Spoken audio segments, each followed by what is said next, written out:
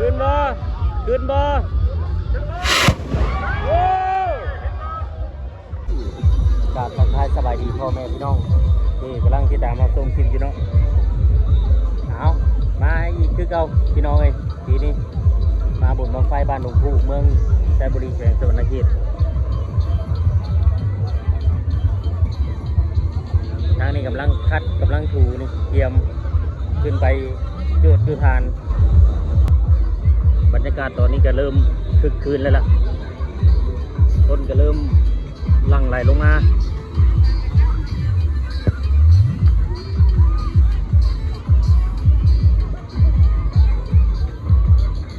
สำหรับยูทานบังไฟก็ขึ้นไปเรื่อยๆบังไฟนี่เนาะขึ้นไปลายบ้างเลยล่ะแต่บ่ได้ถ่ายให้เบิ่งพูดนะทางนี้ลิงกิตม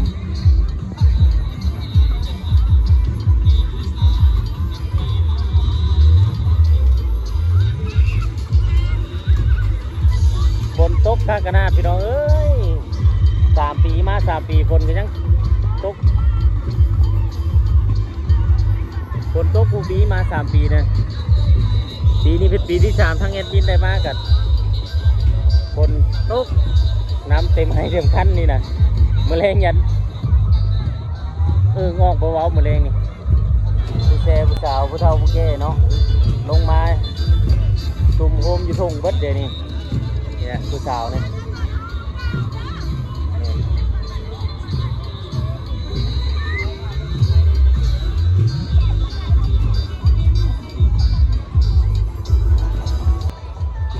บางไฟถือว่าลายพอสมควรปีนี้ก็ได้เตรียมคัดขึ้นทานขึ้นเท่าละ3 บาง 4 บางตกไปใส่หน้าแซงกับพ่อหันโอ้ดูข้างนั่นกระจูดบางไฟ3 ขาจะมาแจ้งเนี่ยไปเบิ้งบางไฟ3 ขากันบางไฟ3 หาง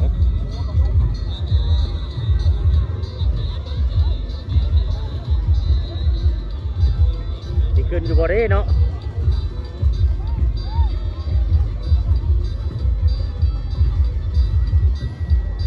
มาเบิ่ง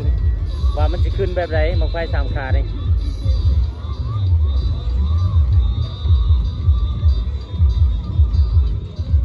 เอาแล้วโอ้โหขึ้นงามเฉย